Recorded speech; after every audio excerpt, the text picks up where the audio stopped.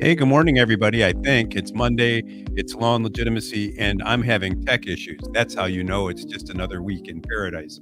Audio's fine, I can hardly hear, but that's okay because, as Mike will tell you, I never listen anyhow. Mike, I hear you still have a cold. I got something. I don't know what I got. Still here, though. Still here. How is life down in North Carolina this week? Life is great.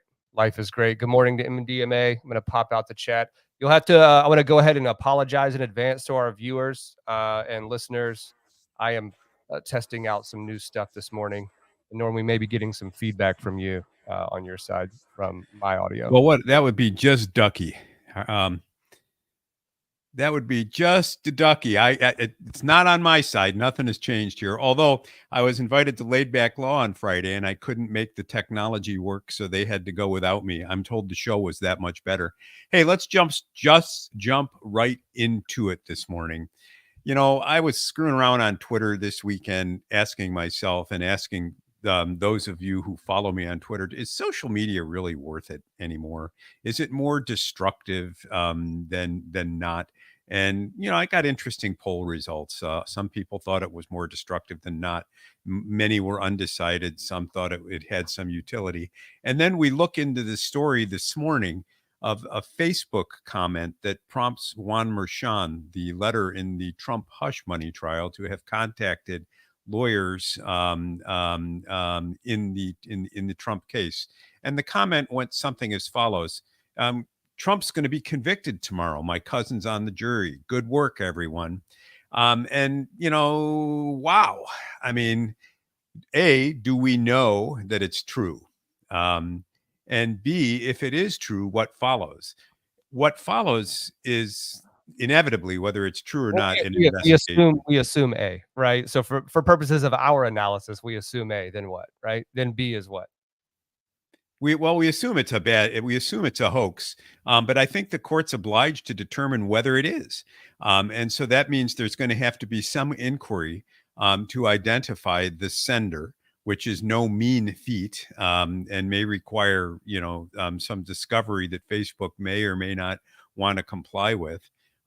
Somebody's going to have to contact the sender of that tweet or Facebook post and ask whether in fact they had a cousin on that jury.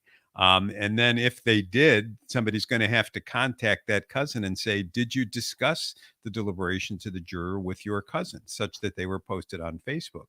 And if the answer to all of those questions breaks in a certain way, that is, if a juror was discussing the deliberations outside the jury room prior to the announcement of the verdict, that will almost certainly yield a new trial in this hotly contested case. It's, you know, I'm sort of speechless about this, because what else would you expect in Twitterverse or in social media world, where the authenticity of what we read is almost always in question, and from my perspective, the utility of the information derived on Facebook becomes more and more questionable.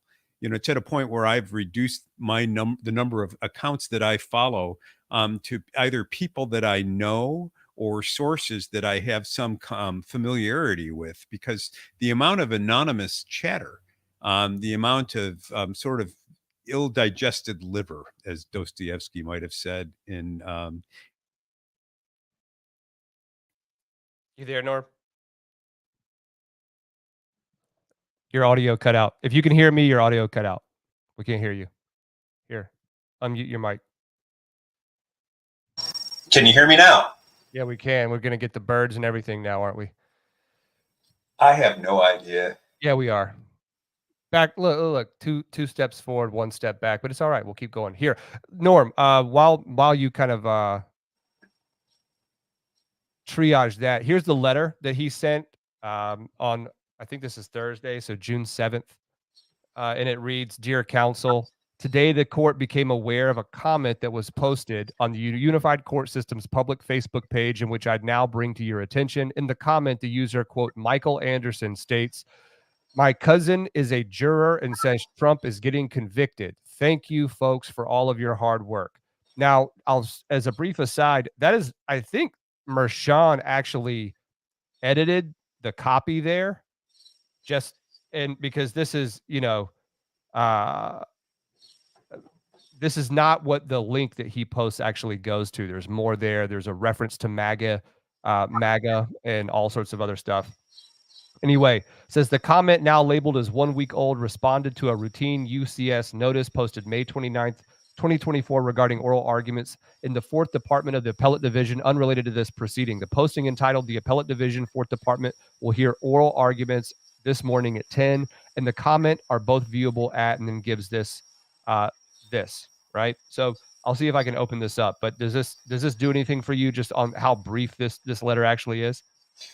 No, I mean, I think that the court has a responsibility for assuring the integrity of the proceedings, and the sacrosanct character of jury deliberations is I chose that word carefully. It's one of the few things that is quote unquote sacred, as it were, in our criminal justice system. Nothing is to interfere with jury deliberations, and jurors take an oath to deliberate in secrecy, and to announce their verdict in open court and in open court alone. So if a juror, in fact, reached out to a relative the night before the verdict to report on an unreported verdict, that raises questions about the integrity of the jury process. And I think a full-scale investigation is necessary. In fact, were I one of Trump's lawyers, I would demand, on the strength of this letter, that each juror be brought back into open court and questioned outside the presence of the others about whether they know anything about this letter. Now, realistically, the answer is going to be no in each case. Then I would make an effort to find out who the sender was and try to get him under subpoena and try to find out whether he just made this up. And if he made it up, why? That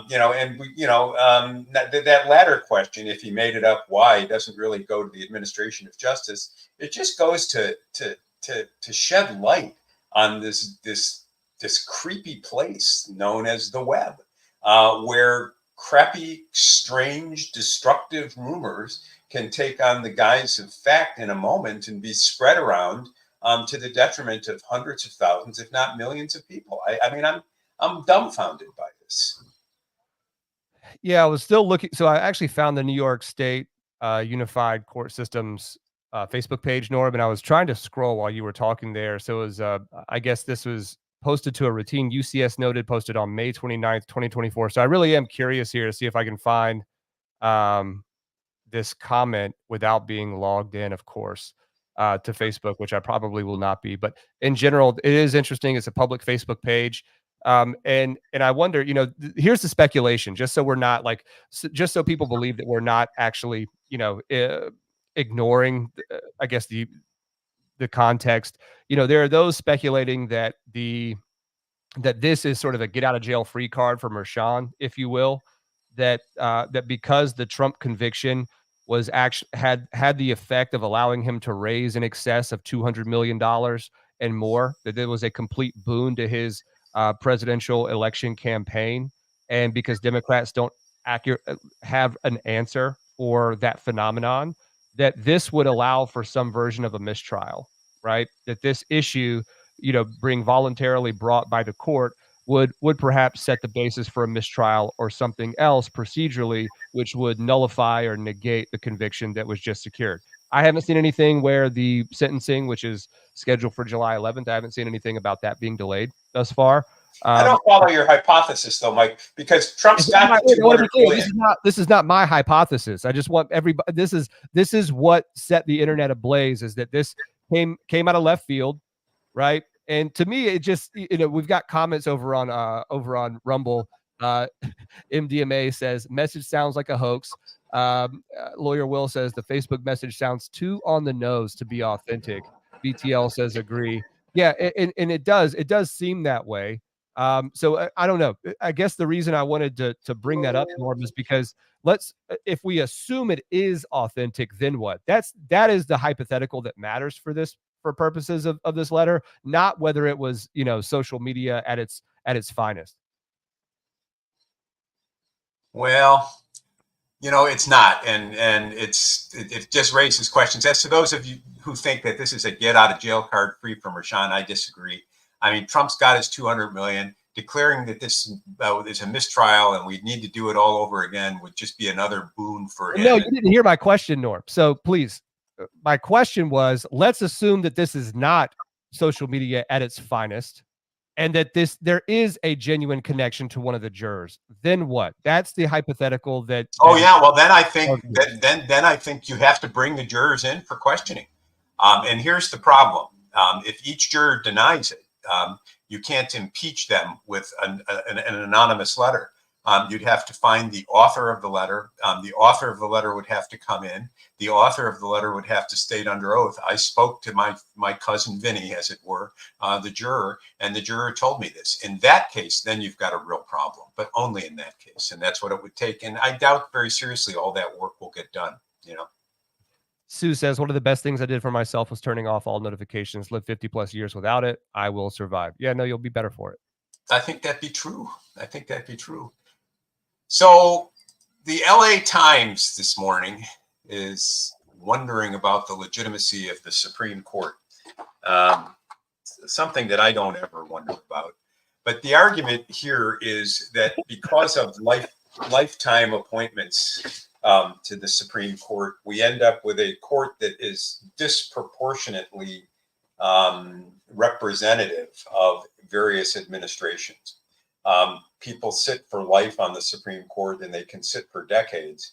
And so a president might be elected with a mandate from one party and be locked into the jurisprudence of another party, of another generation. And the Times authors, I can't recall who they are, they playfully suggest rolling appointments and term limits to the Supreme Court. Ian Ayers. I don't buy that. I don't think that the Supreme Court is supposed to be a democratic institution. I think that as a body of law, as our body of law grows and becomes more complex, people have more reason to have settled expectations on what the law will and will not permit. And the Supreme Court has the final say on the highest law of the land. And it may be that from time to time the court issues highly disruptive decisions. Roe versus Wade in 1973 was disruptive in its time. Dobbs versus, I think, Missouri, was highly disruptive in its time. And we will likely have some highly disruptive decisions before the end of this month. It is June and the end of the term. I expect a highly disruptive decision on obstruction of an official proceeding under 18 United States Code 1512, which could have a great impact on January 6th prosecutions. But to suggest that the Supreme Court ought to be taking some sort of democratic litmus test, I just think is dead wrong. And clearly people get upset about the fact that there is no code of ethics that can be enforced against the Supreme Court, that these are voluntary reports that the justices make about themselves. And we've heard a lot about Clarence Thomas receiving gifts from a billionaire and the flags flown at Alito's homes. Should Thomas have recused himself from certain cases? Should Alito recuse himself from the J6 cases? This strikes me as sound and fury, signifying just about nothing. I think that Alito makes a case that his wife flies the flags. Certainly, it's deeply embarrassing to him. He ought not to have the appearance of impropriety, and it was impolitique for him to do so. Well, check out what I just put on the screen from Rumble. This is Jackson Barrett. Good morning, Jackson. And good morning, everybody, by the way. Says Ketanji Brown Jackson perjured herself right before the Senate when she lied and said that she could not define a woman.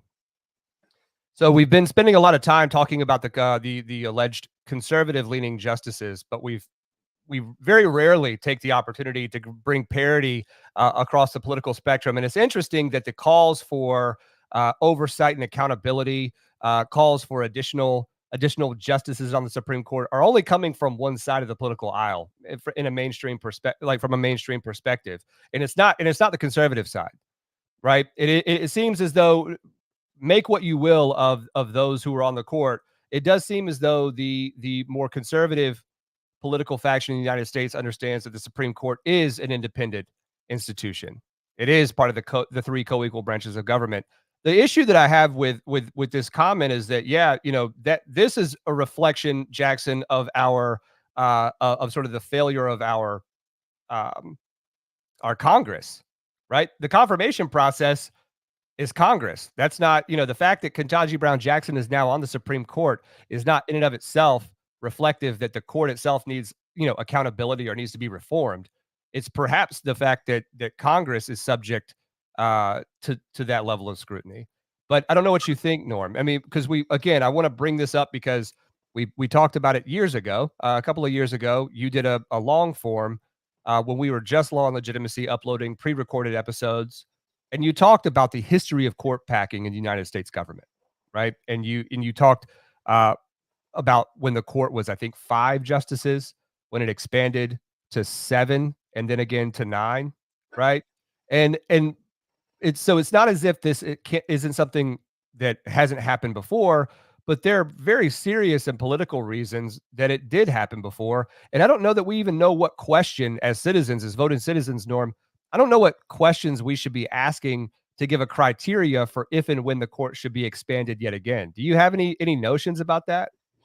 Because I that's really don't. what this is all about. And okay, just to put my cards on the table, all of this mainstream media scrutiny on the Supreme Court is just whining and bitching over the fact that they don't have more representation politically on the court right now, and therefore we need to expand it so we can shove some people back in there so that we feel like there are more politically left-leaning justices on the court. But we're not even asking the question of what impact that has or what the criteria is for expanding it.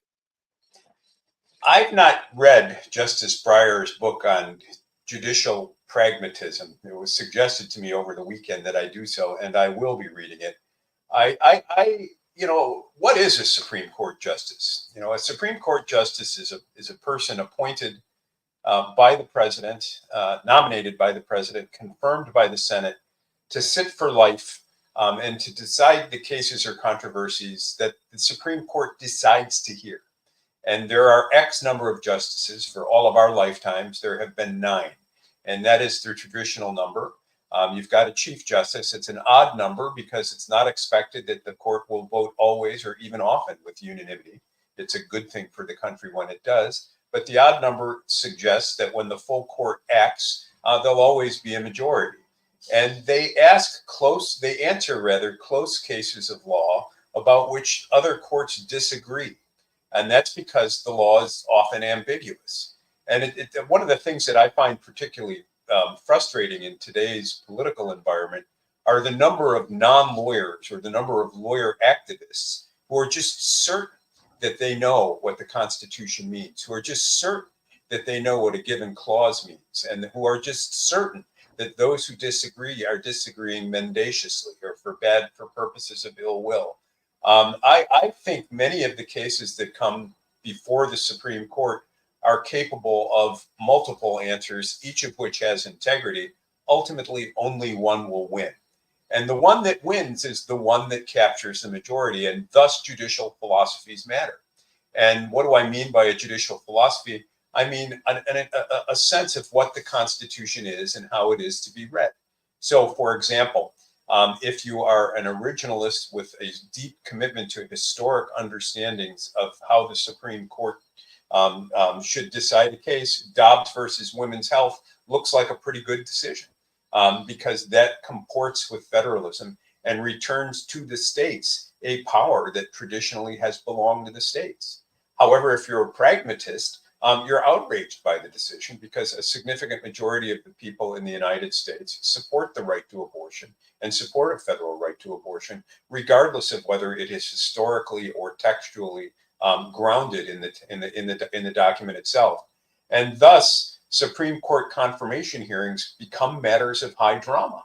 And I think that it's foreseeable that we will end up with justices of widely differing views of the Constitution when we have presidential campaigns and parties that have widely different views of what's good for the country and what's good for the public welfare. The idea of expanding the court or limiting the time that court members can serve to accomplish ideological ends, that bothers me. And that bothers me because I think it feels good when your side's winning, but it feels horrible when your side loses. And the passions that these votes inspire delegitimize the court. I think in a pluralistic society governed by the rule of law, where we realize law isn't geometry or mathematics, but it is a pragmatic judgment about how legal doctrines hold together, we have to accept ambiguity. And that means sometimes I will lose on an issue that's of vital importance to me, and sometimes I will win. When I win, obviously I'm happy. When I lose, I'm outraged. When I lose and I'm outraged, it seems to me that my option is to go and support a party that will appoint a justice with a different philosophy and orientation. But I don't think there's any escaping the fact that there are multiple ways to read the Constitution, and that no one of them is right. And so I'm inclined to agree with Breyer. I think a good part of a legal education, but those of you who are in law school now, make sure you take, if your school offers it, a class on constitutional interpretation. You will read a book that will take the same clause of the Constitution and filter it through 4, 5, 6, 7 different theories of how to read the Constitution, and you'll end up with as many different results on how the clause should be applied. There's nothing wrong with that. That's just simply the way the law evolves, at least in my view, Mike. That's why we have dissents, concurrences, why the law changes, why we have a policy preference for stability in the form of stare decisis, but why the law sometimes changes when our consensus changes. Yeah, pardon me. So a couple of things here. This what I have on the screen is from the New York Post, and thank you to Janet Eleanor over on Rumble for your comment was I think geared toward Justice Sonia Sotomayor, and you referenced Beyonce tickets and $1 million book deal. So I very quickly tried to look into that. What I came about, Norm, is actually an article from the New York Post dated June 8th, and it talks about the recent financial disclosures that all the justices are required to make at least annually as to their personal income, gifts, etc. And I want to start at the end because my question is very, very simple for you, Norm. And I already have my answer, so I'm glad to give it. But I'll build it up by saying that I listened very recently to a Jocko Willink podcast. Are you familiar with who Jocko Willink is, Norm? I'm not. Published author, former Navy SEAL, combat veteran from recent Middle Eastern conflicts, is an entrepreneur, he does a lot of private consulting in the corporate world. One of his most read titles is called Discipline Equals Freedom. By all metrics, he is extraordinarily impressive guy, very, very brave. And he had a podcast recently that he was talking in small part about the levers of power and how some men are geared toward a thirst or a lust for power's sake, and therefore they would be willing to take, and from a military perspective, salaries that the private sector would sort of sneeze at, right? That they would look down upon. So on the screen here, I have this. The 8 associate justices receive $298,500 a year salary for their work on the bench. Chief Justice John Roberts gets paid $312,200 for his position. I want to, I don't want to be flippant about money. And for those of you that might hear something I'm not saying, please pay close attention to what I'm saying, and I please not be condescended. What I think is that is a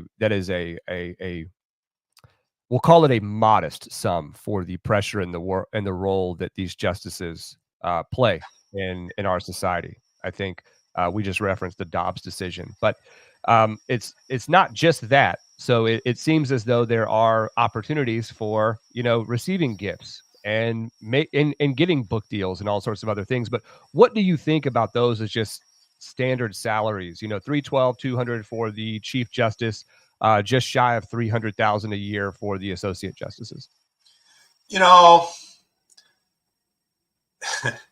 It's a lifetime appointment for one thing, and so this is a guaranteed annuity, as it were, from now until the end of their life. And so for those of us who work hard for a living, that's not guaranteed from 1 month and 1 year to the next, that looks pretty good. meaning you'd know what to depend on, and you'd get periodic cost of living raises when Congress gave them. And so it seems appealing. But for justices or judges of the ability, of the reputation that it takes to get appointed to the court, it's a pittance. You've got associates in major law firms making that kind of money in their second or third year. Now, judges who come up through the judicial ranks, you get used to living on this sort of income, which, from a lawyer's perspective, from the private part, from the private bar's perspective, is modest. Those who come from private practice have usually squirreled away enough such that money isn't an issue, and they're able to rely on that. I think that paying justices a lot more, paying them $1 million a year, let's say, would provoke popular outrage. And I just don't see the public supporting higher salaries. Yeah. It would be interested to look at these alongside the growth of our administration of our military, right? And those who are labeled generals now, and what sorts of salaries they make. I assume that they're going to be somewhere close to this. And again, the feedback that Jocko received when he was talking about this is that it is a pittance considering the weight of the decisions to be made, the constant scrutiny and oversight of every micro decision it seems that you're made. And then in recent times, of course, in Justice Kavanaugh's case and others, threats on one's life and one's family's life. I mean, we've got Gorsuch trying to defend his wife's decision making for sort of political speech, right? So I agree with you. I think that it's a quite a low bar, and so you can go one of two ways with that, in my opinion. One, you can say, well, it's duty, it's honor, it's dignity, it's doing a service to the country. I think that that's a bit naive, if I'm honest. I love the sound of it, right? I'm very into that, but that seems naive. On the other hand, it does seem as though what you just said, the fact that it is sort of a lifetime annuity, you might be used to it. That doesn't mean that, you're at $312,200, keeping company with the likes of, the DC acolytes and stuff like that. You're not even really in the ball game as far as wealth is concerned. And that's how divorced I think we are from, the average person's income, and then the people who do perhaps some of the most important jobs in the world. We would agree, police officers and fire department personnel, and EMS and emergency responders. I mean, these are all people that make our world go, in earnest, and are often the ones that are undercompensated, right? By I think the average person's standards. So it's not a surprise to me that we see these sorts of, we'll call it a cherry on top. I've got highlighted here that Justice Ketanji Brown Jackson, that we were just talking about, received an $893,750 book advance from Penguin Random House for her upcoming memoir, and she's been on the court for what, a year? Yeah. So I think this is where people start to look at this, and she's going to become the next Ginsburg, right? I think that there is a lust within certain circles, social circles, for KGB or KBJ, whatever. RBG. No, I'm Ketanji Brown Jackson. Okay. KBJ, not KGB, but KJB, KBJ, whatever. To be the next Ginsburg. Because Norm, I'm not sure if you're aware of the virality of Ginsburg, but she was lauded by those on the left for a long time. So I think that this is sort of the imbalance, but I don't think that there's really an imbalance, right? I just think that if we're going to spend time analyzing the gifts that one justice receives, a la Clarence Thomas, that it shouldn't be taken in isolation, that all 9 of these justices are reporting annually what they're getting. And to me, it's, there does need to be some oversight and accountability, but we're not at a point of crisis that the LA Times seems to think we are. No, well, that article was a little on the extreme side. I don't like court packing. I mean, take your decisions as they come, and I'm an institutionalist. I don't think the country's perfect, but I don't think the institutions reflect the deep-seated hostility of the deep state to undo us both. Hey, let's pivot quick because we've already exceeded time and talk about the Hunter Biden case. Is there any doubt in your mind that Hunter Biden is guilty of the crime charged? I don't know. I don't even know how to answer that. I think Hunter Biden is probably the best Halloween costume that has not gone viral yet. But, you know, he represents everything, natural about millennials making their way into adulthood is, sex apps and gratuitous drug use and incurious travel. Um, but yeah, I have no doubt that he is, I think by a legal definition, guilty of what he's charged of. I just don't think that he's being charged with crimes that anybody cares about, frankly. I think the phenomenon of Hunter Biden being under the legal microscope right now is that everybody has questions about Burisma and his role in that Ukrainian energy company, raking in hundreds of thousands of dollars a year with no qualifications, no criteria that would put him there. And then his father's role in brokering that deal and the kickbacks that he would have gotten. And then now, voila, we are doubling down overseas in new military conflicts. That's what people care about Hunter Biden for. I guess for that reason, I'm pretty ambivalent is the word about his current legal woes, and perhaps that's to the detriment of our viewers. And so I apologize for that. I've been really uninterested in his legal plight. Yeah, I am more interested in his income and his tax issues. I gather he goes from here to a tax prosecution in LA, and I suspect that'll be a more interesting trial than this one. I mean, if in fact you're a drug addict and you're supposed to report that when you purchase a firearm, and he was a drug addict and didn't report it, he's guilty. He's just like Donald Trump misreporting his payments to Cohen. Was either trial worth all the fuss, and is one just a tit for the tat? I don't know, but I expect fascinating and frankly a touching story in today's paper. I'm trying to figure out which paper it was, about Hunter's new wife standing by him in the course of these proceedings. Jackson says jury nullification for Hunter. I think that's yeah. She's Hunter Biden's rock. She may also be a secret weapon with the jury. I kind of doubt it. I kind of think that Hunter is going to get a guilty verdict and a slap on the wrist. But let's see what happens next. Well, look, a slow start to the week. A little tech issues here for me, some tech issues here for Mike, a cold for Mike. Birds. No sympathy for me. It's mostly adapting to new tech on this side. So I've got a lot of work to do to get this stuff. So at least, the basics work. The basics work. I'm not logged into Rumble right now. I've just got the chat kind of popped out on the side here. So I'm looking. And we were out Thursday, Friday. Each of us had respective medical appointments to deal with.